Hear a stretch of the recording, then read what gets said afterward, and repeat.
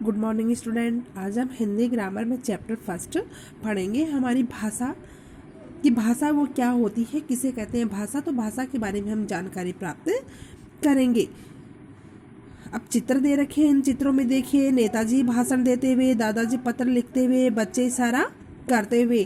तो नेताजी हैं वो इशारों से अपनी बात समझा रहे हैं, अपनी भाषण देकर अपनी बात वो समझा रहे हैं, बोलकर अपनी बात समझ रहे हैं। और जो जनता है वो बात सुनकर समझ रही है, वो बोलकर समझा रहे हैं और जनता उसे सुनकर समझ रही है। तो ये क्या है, मौखिक भाषा है। दूसरे चित्र में दादाजी हैं, वो पत्र लिख रहे हैं और अपने मन की पत्र में अपनी मन की बात लिख रहे हैं। उधर बच्चा है, ऊपर चित्र में बच्चा दे रखा है, बच्चा है ये पत्र पढ़कर दादाजी की लिखी हुई बात है वो समझ रहा है। तो ये लिखित भाषा है। दूसरे में बच्चे हैं, ये बच्चे इशारों से बातें कर रहे हैं, तो इशारों से बातें कर रहे हैं, तो ये क्या हो गई, सांकेतिक भाषा हो गई। लेकिन कभी कभी क्या है, इशारों से की हुई बातें हैं वो समझ में नहीं आती है, तो इसलिए इसे भाषा के रूप में मान्य नहीं किया गया है। इसलिए मुख्यतः भाषा होती है, इसके दो ही रूप होते हैं, दो ही प्रकार होते हैं, मौखिक भाषा और लिखित भाषा। तो भाषा की परिभाषा मनुष्य के भावों और विचारों के आदान प्रदान के साधन को ही हम भाषा कहते हैं। यानी कि मनुष्य होता है, हम हैं, अपने विचार हैं, अपने विचारों को दूसरे के सामने प्रकट करते हैं और दूसरे के विचार हैं वो सुनकर हम समझते हैं। तो ये जो भाषा का जो आदान प्रदान का साधन है यही भाषा कहलाता है। भाषा के प्रकार, भाषा के दो प्रकार हैं, मौखिक भाषा और लिखित भाषा। तो सबसे पहले आती है मौखिक भाषा। मौखिक भाषा कौन सी होती है, जब हम अपने मन के विचार होते हैं वो बोलकर दूसरे को समझाते हैं, दूसरे के बोले हुए विचार हम समझते हैं, तो वो मौखिक भाषा कहलाती है।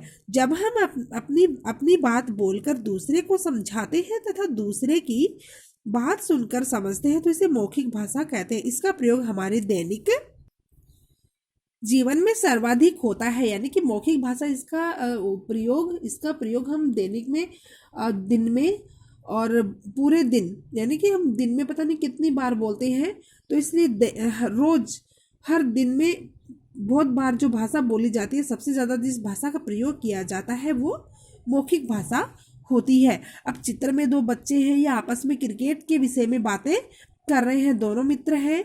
तो एक बोल रहा है कि वाह आज का मैच शानदार रहा, तो ये बोल रहा है कि आज का मैच बहुत शानदार रहा, अपनी बात बोल रहा है, अपने मित्र को बता रहा है। तो दूसरा अपनी उसकी बात समझकर बोल रहा है, हाँ तुमने बहुत अच्छा खेला।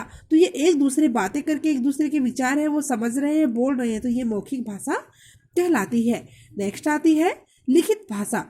जब हम अपनी बात लिखकर दूसरों को समझाते हैं तथा दूसरे की बात पढ़कर समझते हैं, तो इसे लिखित भाषा कहते हैं।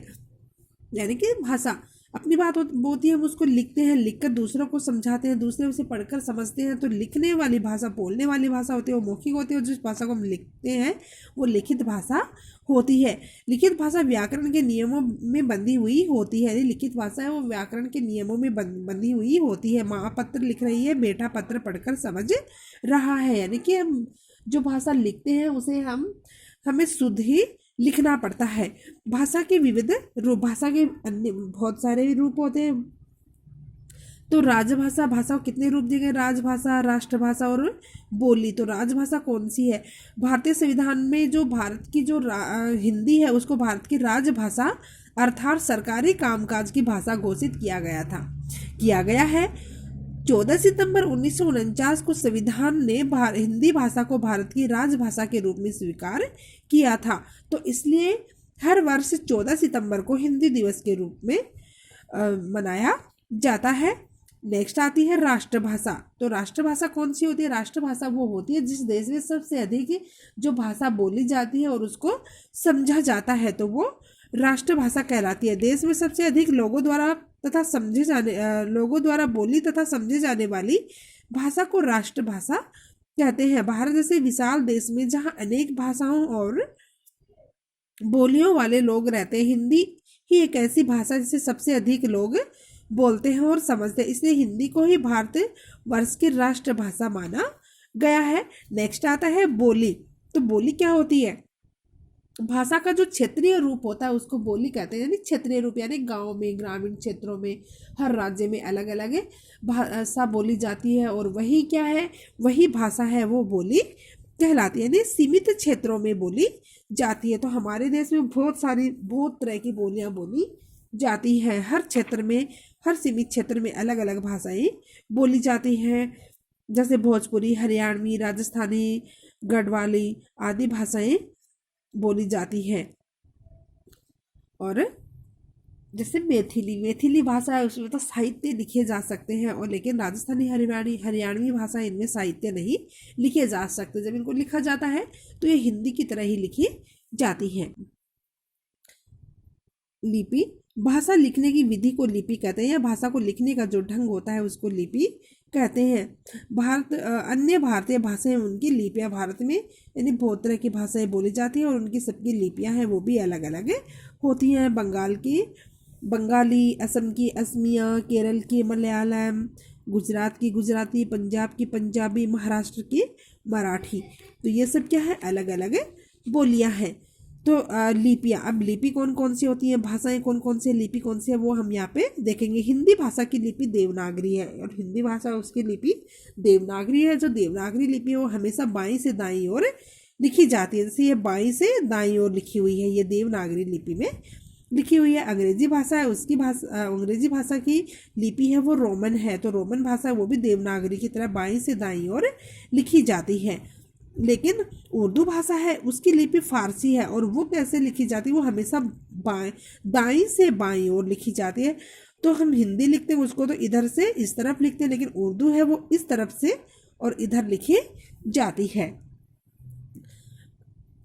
प्रमुख भाषाएं, उनकी लिपियां, प्रमुख भाषाएं हैं संस्कृत की लिपि देवनागरी, नेपाली देवनागरी, हिंदी देवनागरी, उर्दू, फारसी, अंग्रेजी Roman, Punjabi Gurmukhi, German Roman, Bengali Bangla, Marathi Devanagari, Tamil Bodo Devanagari, Malayalam. तो सब भाषाएं हैं, इनकी सबकी लिपियां अलग अलग दे रखी हैं। बाद में आता है व्याकरण, यानी व्याकरण किसे कहते हैं। तो प्रत्येक भाषा को अपने नियम तथा चिन्ह होते हैं। इन नियमों एवं चिन्हों को व्यवस्थित ढंग से सीखने एवं समझने के लिए व्याकरण का ज्ञान होना अति आवश्यक है। व्याकरण द्वारा ही हमें भाषा के शुद्ध रूप का ज्ञान होता है, यानी व्याकरण वो शास्त्र होता है जिससे हम भाषा की शुद्धता का ज्ञान प्राप्त करते हैं। व्याकरण के द्वारा ही हम भाषा को शुद्ध रूप से लिख सकते हैं, बोल सकते हैं, पढ़ सकते हैं। और यही जो शास्त्र होता है, हमें शुद्धता का ज्ञान कराने वाला जो शास्त्र होता है, यही व्याकरण कहलाता है। भाषा को शुद्ध रूप से लिखने, बोलने और पढ़ने का ज्ञान कराने वाला शास्त्र व्याकरण कहलाता है। कुछ पशु पक्षियों की बोलियों के बारे में जानकारी प्राप्त करें। तो ये तोते का चित्र है। तोता है वो टेंटे बोलता है, कौवा काँव काँव, गोरैया चहचहाना, शेर दहाड़ना, हाथी चिंघाड़ना, घोड़ा हिनाना। तो सब जो जानवर हैं उनकी सबकी अलग अलग बोलियां होती हैं, भाषाएं होती हैं। अब हमने क्या सीखा, मनुष्य के भावों और विचारों के आदान प्रदान के साधन को ही हम भाषा कहते हैं। भाषा के दो प्रकार हैं, मौखिक भाषा और लिखित भाषा। भाषा को शुद्ध रूप में लिखने, बोलने और पढ़ने का ज्ञान कराने वाला शास्त्र व्याकरण कहलाता है। तो ये चैप्टर है, ये आपको अच्छे से पढ़ना है। इसमें आपको भाषा के बारे में पढ़ना है, भाषा की परिभाषा आपको याद करनी है। भाषा के कितने रूप होते हैं, 2 रूप होते हैं, तो दोनों रूपों के बारे में आपको पढ़ना है कि लिखित रूप कौन सा होता है और मौखिक रूप कौन सा होता है, बोली कौन सी होती है और लिपि किसे कहते हैं और व्याकरण किसे कहते हैं। तो सब हमने अभी पढ़ा है, तो इसके बारे में आपको फिर से पढ़ना है। धन्यवाद।